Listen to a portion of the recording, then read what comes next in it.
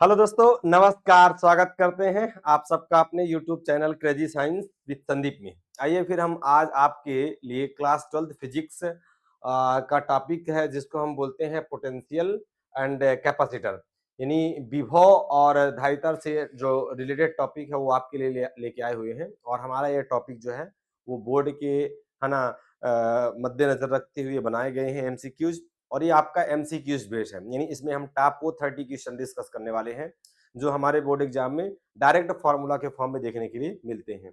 आइए फिर चलते हैं, शुरुआत करते हैं। अगर आप हमारी इसके पहले की यानी चैप्टर फर्स्ट इलेक्ट्रोस्टैटिक और एंड फोर्थ वाली अगर वीडियो नहीं देखे हैं, यानी विद्युत क्षेत्र और विद्युत क्षेत्र की तीव्रता वाला, यानी आवेश और विद्युत क्षेत्र वाला, तो वो वीडियो पहले चैप्टर 1 की देख लीजिएगा, इसके बाद इसे देखिएगा।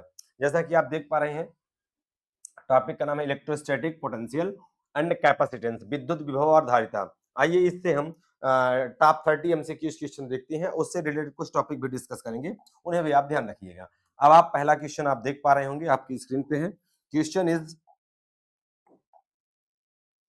ओके, क्वेश्चन है आपका, यानी विद्युत विभव की परिभाषा क्या होती है। यानी क्वेश्चन है what is the definition of the electric potential. Electric potential होता क्या है, यानी हम विभव किसे कहते हैं। आपको 4 ऑप्शन दिए गए हैं।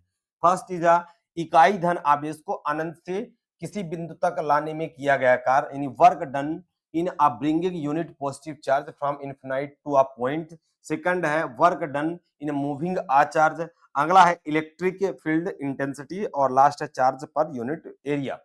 ध्यान रखिएगा बेटा, पोटेंशियल का फॉर्मूला जाता है W is equal to V upon Q, यानी यानी किसी भी सॉरी उल्टा हो गया, एक सेकंड। यानी पोटेंशियल का फॉर्मूला जाता है बेटा V is equal to W upon Q। यानी कहने का मतलब ये हुआ कि सपोज करो कि यहाँ पास कोई हमारा एक पॉइंट पे प्लस Q चार्ज रखा हुआ है, और इसको उठा के हमको इलेक्ट्रिक फील्ड के किसी पॉइंट पर अगर लाना है, जैसे सपोज करो ये इलेक्ट्रिक फील्ड है, अब इस चार्ज को यहाँ से उठा तक लाने में जितना हमको कार्य करना पड़ता है उसे हम क्या बोलते हैं, यानी हम बोलते हैं उसे विभव। यानी एकांक धनावेश को अनंत से विद्युत क्षेत्र के किसी बिंदु तक लाने में जो कार्य करना पड़ता है उसे हम क्या बोलते हैं बेटा, उसे हम बोलते हैं पोटेंशियल यानी विभव। यानी इसके हिसाब से ऑप्शन हमारा जो है ये जो है वो करेक्ट आंसर हो जाएगा। यानी हम बात करते हैं बेटा पोटेंशियल यानी विभव की, तो इसकी जो एसआई यूनिट होती है वो क्या होती है बेटा, तो एसआई यूनिट इसकी होती है वोल्ट। हम बात करते हैं बेटा इसका नेचर कैसा होता है, तो आप बहुत प्यार से ध्यान रखिएगा। नेचर जो होता है ये वेक्टर होता है, सॉरी स्केलर होता है। कैसा नेचर होता है बेटा इसका, नेचर कैसे चला जाएगा, इसका आदिश चला जाएगा। कैसे चला जाएगा बेटा, ये आदिश राशि होती है। कौन सी राशि है, यानी हम बात करें तो ये स्केलर होता है। कैसा होता है बेटा, स्केलर है। इतने टॉपिक ध्यान रखिए, क्यों, क्योंकि वर्क जो है हमारा यहाँ पास, तो वर्क भी स्केलर है, इसलिए यहाँ पास वर्क और चार्ज दोनों किस प्रकार के हैं, स्केलर है, तो हमारा विभव भी कैसे हो जाएगा, स्केलर हो जाएगा। चलते हैं हम अगले टॉपिक पे। अगला टॉपिक है बेटा यानी the SI unit of electric potential. तो जस्ट अभी हमने डिस्कस किया बेटा इसकी एसआई यूनिट क्या होती है, तो वोल्ट होती है, यानी वोल्टा नामक साइंटिस्ट के नाम पर इसके एसआई यूनिट पड़ी हुई थी। चलते हैं नेक्स्ट क्वेश्चन, और भी दिया हुआ है और भी डिस्कस कर सकते हैं बेटा। यानी यहाँ पास जो जूल है वो किसकी एसआई यूनिट होती है, तो ये होती है बेटा वर्ग की, और किसी प्रकार की एनर्जी हो, चाहे वो इलेक्ट्रिक एनर्जी हो, चाहे वो है ना एनर्जी या पोटेंशियल एनर्जी हो, काइनेटिक एनर्जी, किसी प्रकार की एनर्जी हो, सबके एसआई यूनिट वही चली जाती है। कूलाम किसका होता है बेटा, तो कूलाम होता है एसआई यूनिट चार्ज का, हम पहले टॉपिक में डिस्कस कर चुके हैं। और फोर्स जो होता है न्यूटन जो होता है, ये किसकी एसआई यूनिट होती है बता, तो ये होती है फोर्स की। इन चीजों को आप ध्यान रखिएगा। चलते हैं नेक्स्ट क्वेश्चन पे। नेक्स्ट क्वेश्चन है 1 वोल्ट बराबर होता है, बहुत प्यार समझिएगा, अभी मैंने बताया आपको यानी विभव का सूत्र होता है W अपान Q। अब आप बताइए यहाँ पास जो W है, W की एसआई यूनिट क्या होती है, तो जूल होती है। तो यानी हमको पूछा कि 1 वोल्ट कितना आएगा, यानी हमको वोल्ट की वैल्यू कितनी लाना है, 1 लाना है। तो 1 कब आएगी, जब हम ऊपर भी 1 रख दे वैल्यू और चार्ज की वैल्यू भी 1 रख दें। इसका मतलब ये हुआ कि हमें जो मतलब चार्ज को लाने में कार्य कितना किया जाए, तो 1 जूल का कार्य किया जाए। कितना कार्य किया जाए बेटा, अगर कहने का मतलब भी 1 कब मिलेगा, मतलब जब W किया गया कार्य मतलब 1 जूल का हो, और चार्ज भी हमारा कितना है, यानी आवेश कितना है 1 कूलाम का हो। यानी हम बोल सकते हैं यानी V इज इक्वल टू तब कितना आएगा बेटा, 1 वोल्ट आएगा। कितना आएगा, 1 वोल्ट, मतलब 1 जूल पर कूलाम। तो आंसर क्या चला जाएगा, 1 जूल पर कूलाम, यानी option A goes to correct answer. अगला क्वेश्चन है एक बिंदु आवेश के कारण है ना आर दूरी पर विभव का। अब क्या कहता है, सपोज करिए यहाँ पास आपके पास कोई पॉइंट चार्ज मान के चलिए पी है और इससे आर दूरी पर आपको पोटेंशियल निकालना है, भी की वैल्यू कितनी होगी। तो इसके लिए बेटा फॉर्मूला आता है 1/4 pi epsilon 0 Q upon R, Q upon R, यानी ये इसका फॉर्मूला होता है। यानी किसी बिंदु आवेश के कारण किसी विभव पर सूत्र जो होता है ना, यानी इंटेंसिटी आप पोटेंशियल, या हम बोल सकते हैं इंटेंसिटी आप पोटेंशियल एट आ, है ना, R distance due to a point charge, वो कितना आएगा बेटा, तो v equal to 1/4 pi epsilon 0 q upon r, यानी option A goes to correct answer. चलते हैं नेक्स्ट क्वेश्चन पे। अगला क्वेश्चन है बेटा, विद्युत क्षेत्र और विभव के बीच क्या संबंध होता है। ध्यान रखिएगा बेटा, विद्युत क्षेत्र और विभव के बीच का संबंध जो होता है वो E इक्वल टू होता है -dv अपान dr। ध्यान रखिएगा, जो E जो है यहाँ पास निकला हुआ है dv अपान dr, ये वेक्टर क्वांटिटीज है। किस प्रकार की क्वांटिटीज है बेटा, वेक्टर। और इसको हम लोग क्या बोलते हैं बेटा, E equal to dv upon dr, इसे हम लोग बोलते हैं विभव प्रवणता। क्या बोलते हैं, विभव प्रवणता। क्या बोलते हैं बेटा, विभव प्रवणता। इंग्लिश हम बोलते हैं इसको पोटेंशियल, क्या बोलते हैं बेटा, पोटेंशियल ग्रेडियंट। क्या बोलते हैं बेटा, पोटेंशियल ग्रेडियंट बोलते हैं, ध्यान रखिएगा। अब बात करते हैं बेटा इसकी एसआई यूनिट क्या होती थी। इसकी एसआई यूनिट ध्यान रखिएगा बेटा, इसकी एसआई यूनिट होती है वोल्ट पर मीटर। क्या होती है बेटा, वोल्ट पर मीटर। इस चीज को आप ध्यान रखिए, क्या होती है, वोल्ट पर मीटर। इतनी चीजें आपको पता होनी चाहिए। यानी इसको हम बोलते हैं बेटा विभव प्रवणता। विभव प्रवणता किसे बोलते हैं, तो मतलब अगर पर यूनिट डिस्टेंस पर उसके विभव में जितना बदलाव आता है उसे हम क्या बोलते हैं, विभव प्रवणता बोलते हैं। इसका फॉर्मूला ये होता है। चलते हैं नेक्स्ट क्वेश्चन पे। अगला क्वेश्चन है बेटा, यदि किसी क्षेत्र में विभव का मान समान है, यानी if the potential is a constant through, है ना, through out a region, the electric field will be. ध्यान रखिएगा बेटा, ऐसे कंडीशन में क्या होता है, जब किसी क्षेत्र में विभव का मान यानी कांस्टेंट होता है, समान होता है या यूनिफॉर्म होता है, ऐसे कंडीशन में इलेक्ट्रिक फील्ड जो होता है ना वो जीरो होता है। क्योंकि सेम ग्रेड जब पोटेंशियल होता है ना, तो वहां पास चार्ज को कैरी करने के लिए किसी एक्स्ट्रा फोर्स की हमें आवश्यकता नहीं होती है। इसका आंसर क्या चला जाएगा बेटा, सी चला जाएगा। क्या चला जाएगा, ठीक, कोई डाउट तो नहीं है, ठीक है। चलते हैं अगले क्वेश्चन पे। अगला क्वेश्चन है बेटा, विद्युत द्रुतक के कारण बहुत अधिक दूरी पर विभव किसके समानुपाती होता है। ध्यान रखिएगा बेटा, सपोज करिए कि हम लोग एक विद्युत द्रुतक लेते हैं, प्लस क्यू चार्ज है और ये माइनस क्यू चार्ज है। यहाँ पास पॉइंट ए ले लेते हैं, पॉइंट बी ले लेते हैं, और सपोज करते हैं यहाँ पास इसके मिड पॉइंट ओ से आर डिस्टेंस पर, मतलब यहाँ से कितने डिस्टेंस पे बेटा, यानी मान लेते हैं कि आर डिस्टेंस पर कोई पॉइंट पी है। कौन है पॉइंट बेटा, पी। इस पर जो होता है वो फॉर्मूला कितना आएगा, तो समझ लीजिए इसके लिए फॉर्मूला बनता है बेटा, यानी v equal to 1/4 pi epsilon 0, और ये कितना बनेगा, ये बनेगा बेटा आपका p अपान आर क्यूब, तो p अपान आर स्क्वायर। क्या बनेगा बेटा, p अपान आर स्क्वायर। अब इसमें क्वेश्चन में क्या पूछा हुआ बेटा, मतलब at a large distance the potential due to a electric dipole is proportional to the, आपको ये बताना किसके समानुपाती होता है। तो आप मुझे बताइए, यहाँ पास आपको दो कॉन्सेप्ट मिल रहे हैं, v is directly proportional to p, क्योंकि ये तो कांस्टेंट है, इससे कोई मतलब नहीं है। दूसरा मिल रहा v is inversely proportional to distance of the square. यानी आप देखिए इसमें से कौन सा ऑप्शन है, तो ऑप्शन आपका चला जाएगा सी गोज टू करेक्ट आंसर। ठीक है, चलते हैं नेक्स्ट क्वेश्चन पे बेटा। नेक्स्ट क्वेश्चन हमारा विद्युत विभव है, यानी इलेक्ट्रिक पोटेंशियल इज आ। अभी तो मैंने जस्ट आपको बताया कि विभव जो होता है कैसा होता है बेटा, स्केलर क्वांटिटीज, मतलब कैसी राशि होती है, अदिश राशि होती है। चलते हैं हम नेक्स्ट क्वेश्चन पे। अगला क्वेश्चन है बेटा, समविभव पृष्ठ पर किसी आवेश को ले जाने में किया गया कार्य कितना होगा, work done in a moving a charge on a equipotential surface. बहुत प्यार समझिएगा, सपोज करिए कि यहाँ पास हम लोग प्लस चार्ज ले लेते हैं और ये इससे कुछ आर डिस्टेंस पर, कितने डिस्टेंस पर, आर डिस्टेंस पर कोई सरफेस है। अब यहाँ पास प्लस चार्ज या सपोज करिए प्लस चार्ज, कौन से चार्ज है बेटा, यहाँ पास प्लस चार्जेस डिस्ट्रीब्यूट किए गए हैं।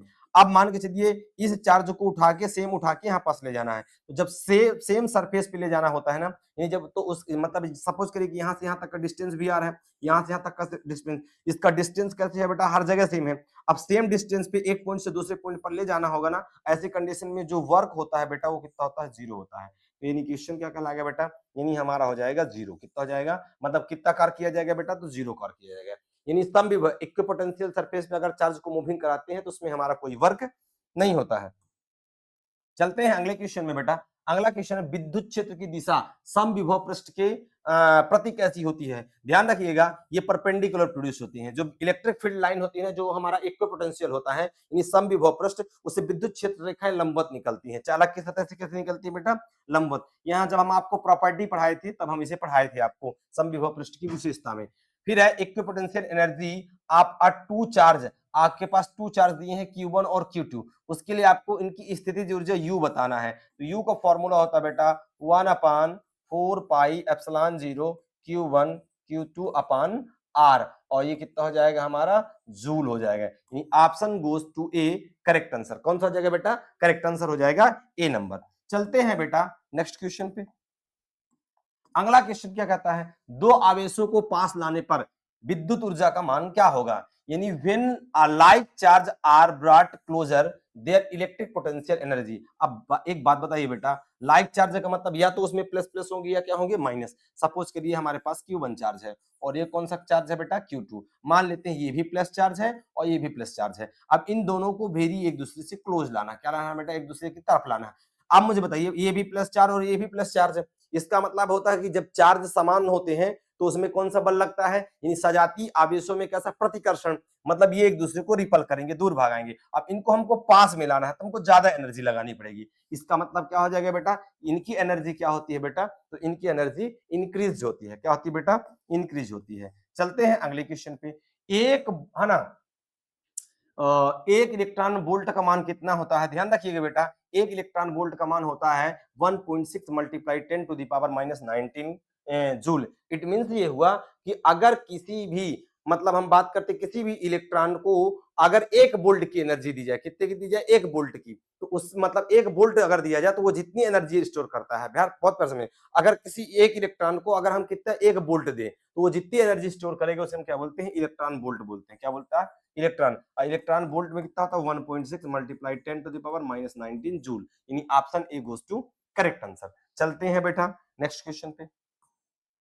अगला क्वेश्चन है, यानी चालक के अंदर स्थिर वैद्युत अवस्था में विद्युत क्षेत्र क्या होगा? बहुत प्यार समझिए।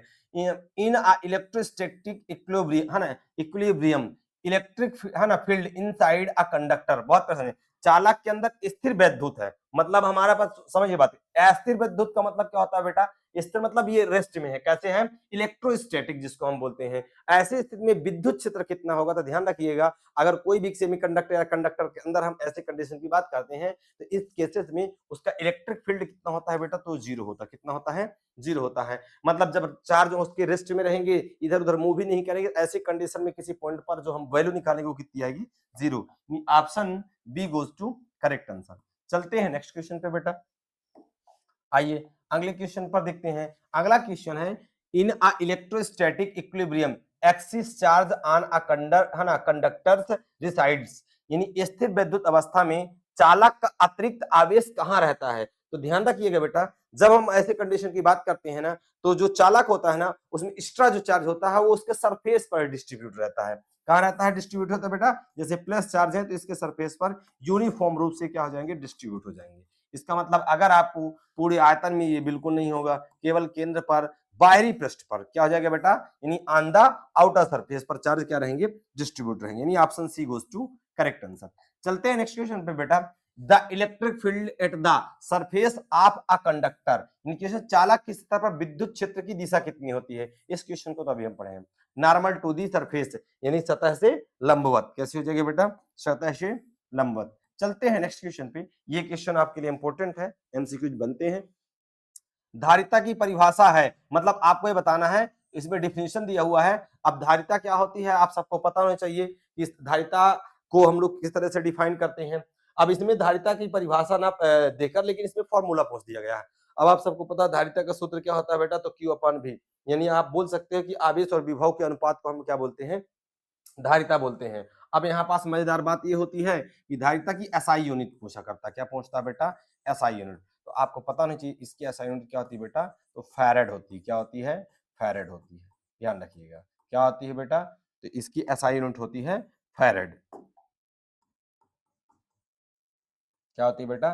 फैरेड। और इसका सिंबल क्या होता है? F। इस चीज को ध्यान रखिएगा। क्या होती है SI यूनिट होती है इसकी फेरेड होती है। फॉर्मूला होता है C equal to Q upon V। चलते हैं नेक्स्ट क्वेश्चन पे। अगला क्वेश्चन क्या कहता है बेटा, अगला क्वेश्चन वही आपसे सेम क्वेश्चन है, ऐसा मतलब the SI unit of the capacitance, capacitance का SI यूनिट पूछा हुआ। अभी जस्ट हमने आपको बताया फैरेड क्या होती है बेटा, फैरेड होती है। ओम किसकी SI यूनिट होती है बेटा, ये होती है रेजिस्टेंस की, किसकी होती है रेजिस्टेंस। वोल्ट किसकी होती है पोटेंशियल की। कूलाम किसकी होती है, तो ये होती है चार्ज की। बस आपको ये चीज ध्यान रखना है। और आपसे पूछा था धारिता की, तो धारिता की SI यूनिट क्या होती है बेटा, ये होती है फैरेड। क्या होती है बेटा, फैरेड। चलते हैं नेक्स्ट क्वेश्चन पे। अगला क्वेश्चन है बेटा, समांतर प्लेट संधारित्र की धारिता का सूत्र स्थापित करना है। यानी आपको याद होगा जब हम टॉपिक पढ़ाए थे, हमने दो प्लेटें ली थी और इसके लिए हम लोग मतलब इलेक्ट्रिक फील्ड का सॉरी कैपेसिटेंस का फार्मूला निकाले, तो C equal to epsilon 0A upon D. और डी क्या है, इन दोनों के बीच का क्या कहलाता है, डिस्टेंस कहलाता है। ए क्या है बेटा, तो ए इसके एरिया कहलाता है। अब आप बताइए इसमें से कौन सा फार्मूला सही होगा बेटा, तो आपका फार्मूला जो होगा वो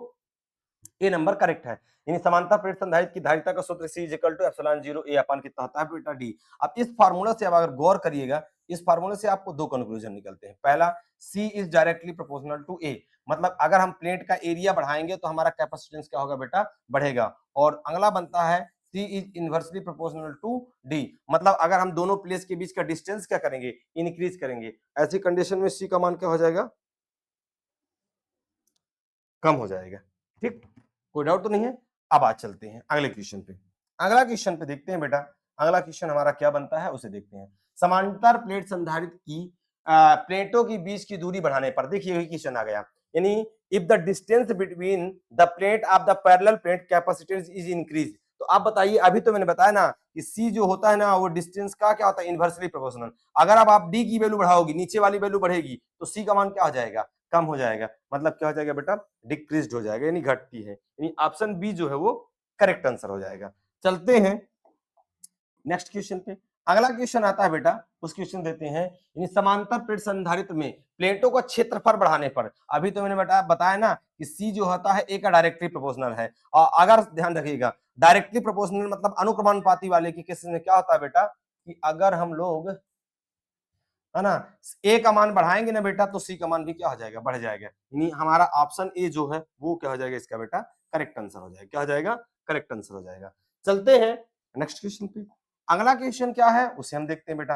अगला क्वेश्चन हमारा है, यानी संधारित्र की प्लेटों के बीच परावैद्युत पदार्थ रखने पर धारिता क्या होती है। ध्यान रखिएगा, when a dielectric is inserted between the plates of the capacitance of capacitor, मतलब हम अगर कैपेसिटर लेते हैं और इसके बीच में कोई हम क्या करते हैं, डाई इलेक्ट्रिक कांस्टेंट रख देते हैं यानी के, तो ऐसी कंडीशन में ध्यान रखिएगा कैपेसिटेंस की धारिता जो होती है वो क्या हो जाती है बेटा, बढ़ती है। यानी option B goes to correct answer. क्या हो जाएगा, बी इसका करेक्ट आंसर हो जाएगा। चलते हैं नेक्स्ट क्वेश्चन पे। अगला क्वेश्चन क्या कहता है बेटा, कहता है यदि परावैद्युतांक के है, यानी if a dielectric constant is K, the capacitance of a completely filled capacitor, ऐसी कंडीशन में ये बताना है, यानी जो परावैद्युतांक भरा गया है उसमें, उससे भरे संधारित्र की धारिता का सूत्र क्या हो जाएगा बेटा, तो ध्यान रखिएगा उसका सूत्र हो जाएगा के सी जीरो। क्या हो जाएगा, या तो यही को इसी को हम लोग लिख सकते हैं के सी। ध्यान रखिएगा ऑप्शन कौन सा हो जाएगा हमारा, B is the correct answer. चलते हैं नेक्स्ट क्वेश्चन पे। अगला क्वेश्चन है बेटा, यानी संधारित्रों को अगर हम श्रेणी क्रम में यानी सीरीज में अगर ऐड करते हैं तो क्या सेम रहता है। तो आप एक चीज ध्यान रखिएगा, जब भी हम पैरेलल में ऐड करेंगे तो पोटेंशियल यानी भी सेम होता है, और जब सीरीज में ऐड करते हैं करंट या क्या सेम हो जाएगा, चार्ज। यानी इसका मतलब विभव तो कभी सेम होगा नहीं, पर उस पर आवेश का वितरण क्या हो जाएगा, सेम हो जाएगा। क्योंकि जब हम इनको किसमें ऐड करते हैं बेटा, सीरीज में ऐड करते हैं, तो कुछ इस तरह से कनेक्ट होते हैं, ये इस तरह से, तो इसके चार्ज जो होते हैं का डिस्ट्रीब्यूशन आसानी से इसमें हो जाता है। ठीक है ना, यानी इस तरह से इसमें चार्ज का डिस्ट्रीब्यूशन क्या होता है बेटा, मतलब अगर यहाँ पास प्लस चार्ज आएंगे तो यहाँ पास कौन से आएंगे, माइनस चार्ज आएंगे। ये इस तरह की प्रोसेस चलती रहता है अंदर बाहर। ठीक, कोई डाउट तो नहीं है। यानी अगर हम इनको सीरीज में ऐड करेंगे तो क्या सेम हो जाएगा, तो सभी पर आवेश सेम हो जाएगा। अगला क्वेश्चन है हमारा, यानी इसकी बात करते हैं, तीन संधारित्र श्रेणी क्रम में जुड़े हैं तो तुल्य धारिता का सूत्र बताना है। यानी for 3 capacitors connected in a series, मतलब तीन कैपेसिटर को हम सीरीज में कनेक्ट किए हुए हैं। अब आपको इक्विवेलेंट कैपेसिटेंस का फॉर्मूला बताना है। अब आप सबको पता है बेटा, जब संधारित्र को हम सीरीज में ऐड करते हैं तो उसके लिए फॉर्मूला कितना आता है, तो उसके लिए फॉर्मूला ये चला जाता है series 1/3 equal to 1/C1 plus 1/C2 plus 1/C3। चलते हैं हम नेक्स्ट क्वेश्चन पे। अगला क्वेश्चन है बेटा, question is equivalent capacitance capacitors connected in a parallel. जब किसी भी हम संधारित्र को कैसे करते हैं बेटा, पैरेलल ऐड करते हैं। मान के चलो ये पहला संधारित्र C1 हो गया, ये दूसरा हो गया और ये कैसा हो गया, यानी ये C2 हो गया और ये C3। समांतर प्लेट संधारित्र की विशेषता क्या होती है बेटा, इनकी तीनों प्लेट का कनेक्शन हम किसी एक पॉइंट से कर देते हैं और इनके किसी पॉइंट का कनेक्शन हम इस तरह से कर देते हैं, यानी A और B। इसकी मजेदार विशेषता ये होती है समांतर क्रम में, यानी पैरेलल कॉम्बिनेशन में, कि तीनों संधारित्र की फर्स्ट प्लेट का कनेक्शन जो होता है वो एक पॉइंट से होती है, लास्ट का कनेक्शन किसी अन्य पॉइंट से होता है। ऐसी कंडीशन में इसके लिए भी का मान क्या होता है बेटा, सेम होता है। और पैरेलल के लिए इसके लिए जो फॉर्मूला रिजल्ट निकल के आता है वो आता है C equal to C1 plus C2 plus C3, ये होता है इसका फाइनल फॉर्मूला। चलते हम नेक्स्ट क्वेश्चन पे। अगला क्वेश्चन है बेटा, यानी इफ 2 माइक्रोफैरेड और क्या दिया हुआ बेटा 4 माइक्रोफैरेड के दो संधारित्र श्रेणी क्रम में जुड़े हैं। अब आप बहुत प्यार समझिएगा, इसका आंसर पूछा हुआ है आपको, गिवन है, क्या है बेटा, गिवन है, यानी C1 का मान दिया है 2 माइक्रोफैरेड। अब पहले तो हम क्या करते हैं, माइक्रो को फैरेड में कन्वर्ट करते हैं, लेकिन ऐसी कुछ चीजें यहाँ माइक्रो में वैल्यू दी है तो हमें चेंज करने की जरूरत नहीं है। और C2 का वैल्यू कितनी दी है बेटा, तो 4 माइक्रोफैरेड दी हुई, ये हमें गिवन है। अब ये किस में कनेक्ट है बेटा, सीरीज में। अभी मैंने बताया कि सीरीज के लिए फार्मूला कितना जाएगा, C equal to 1/C1 plus कितना जाएगा 1/2, जुड़े हैं तो 2 ही बार लेंगे, तो 1/C is equal to 1/C1 का मान कितना है 2 और 1/4, यानी हम इसे सॉल्व करेंगे बेटा। आफ्टर कैलकुलेशन 4 और 2 कैल्शियम 4 आएगा, 2 2 जब 4 तो यहाँ 2 आ जाएगा, 4 से 4 कैंसिल तो ऊपर 1 आ जाएगा, यानी 3 अपान कितना आ जाएगा 4 आ जाएगा। लेकिन हमको वैल्यू किसकी चाहिए, C की चाहिए, तो रिवर्स मार दो तो C इज इक्वल टू ये भी ऊपर चला जाएगा, तो 4/3 माइक्रोफैरेड ये हमारा करेक्ट आंसर होगा। बताइए, यानी आप देख सकते हैं कि इसमें कौन सा option, option C goes to correct answer. बताइए कोई डाउट हो। चलते हैं हम नेक्स्ट क्वेश्चन पे। अगला क्वेश्चन पे चलते हैं तो हमें ये क्वेश्चन दिया हुआ है, यानी कहता है 2 माइक्रोफैरेड 2 के 3 संधारित्र किसमें पैरेलल में जुड़े हैं, और पैरेलल के तो अभी तो मैंने बताया C1 प्लस C2 और प्लस 3 फॉर्मूला, यानी 2 प्लस 2 और प्लस 2 यानी 6 माइक्रोफैरेड इसका करेक्ट आंसर हो जाएगा। यानी कौन सा हो जाएगा बेटा, यानी option C goes to correct answer. चलते हैं अगले क्वेश्चन पे, देखते हैं बेटा अगला क्वेश्चन हमारा क्या कहता है वो हम देखते हैं। अगला क्वेश्चन है, यानी संधारित्र में संचित ऊर्जा का सूत्र क्या होता है, ध्यान रखिएगा बेटा, U इक्वल टू होता है, जो संधारित्र होते हैं कैपेसिटर होते हैं उनमें जो एनर्जी स्टोर होती है वो किस फॉर्म में होती है, तो उसकी एनर्जी का फॉर्मूला होता है, यानी U equal to half CV square. क्या होता है बेटा, C क्या है, तो C आपका कहलाता है कैपेसिटर, यानी धारिता कहलाता है कैपेसिटेंस, और V क्या कहलाता है यहाँ पास, तो V आपका कहलाएगा यहाँ पास पोटेंशियल। चलते हैं नेक्स्ट क्वेश्चन पे, एंड लास्ट क्वेश्चन है आपका इसका टॉप 30 में से, यानी कहता है यदि संधारित्र का विभव V से बढ़ाकर कितना कर दिया जाए 2V, यानी पहले उसका पोटेंशियल कितना था V था और V से बढ़ाकर उसको कितना कर दिया गया है 2V कर दिया गया है, मतलब इसके पोटेंशियल को डबल कर देना है। कितना कर देना है बेटा, डबल कर देना है। तो उसमें संचित ऊर्जा क्या होगी, तो आप कुछ मत करिए, अभी तो आप देखे हैं U का फॉर्मूला होता है हाफ CV स्क्वायर। अब आप क्या करिए बेटा, हाफ तो वही है, सी वही जगह, V की जगह V का मान रख दिए, तो V को क्या कर देना है, डबल कर देना है। तो आप मुझे बताइए, तो 1/2 C तो वही है, और ये 2 2 जगह कितना हो जाएगा बेटा 4V स्क्वायर हो जाएगा। 4 को बाहर कर दीजिए तो 4 बाहर हो जाएगा, तो 1/2 CV स्क्वायर। इसका मतलब कितना ज्यादा आ गया, 4 गुना ज्यादा है, यानी आंसर कितना हो जाएगा 4U हो जाएगा। कौन सा हो जाएगा बेटा, मतलब इसकी पोटेंशियल एनर्जी 4 टाइम इंक्रीज हो जाएगी। कितना इंक्रीज हो जाएगा बेटा, 4 टाइम हो जाएगी। इस तरह से हमने टॉप 30 MCQs चैप्टर 2 के देखे हैं। ध्यान रखिएगा, ये आपके MCQs जो है वो कंटिन्यू एक एक करके आते रहेंगे, और हमने चैप्टर 1 का ऑलरेडी अपलोड करके रखे हैं, चैप्टर 2 भी हमारा अपलोड हो गया। इसके बाद हम चैप्टर 3 जो है, यानी हम विद्युत धारा और अनुगमन वेग वाले चैप्टर से अगले टॉपिक में डिस्कस करेंगे। आप हमारी इस वीडियो के कंटेंट को देखिए, जहां आपको दिक्कत हो तो आप कमेंट करके हमें जरूर बताइएगा, और अपने दोस्तों यारों तक भी इस वीडियो को पहुंचाइएगा जो कि इस बार 12th क्लास में का पेपर देने वाले हैं। और ये सारे हमारे टॉपिक जो है NCERT बेस्ड है। मिलते हैं अगली वीडियो में, तब तक के लिए जय हिंद जय भारत।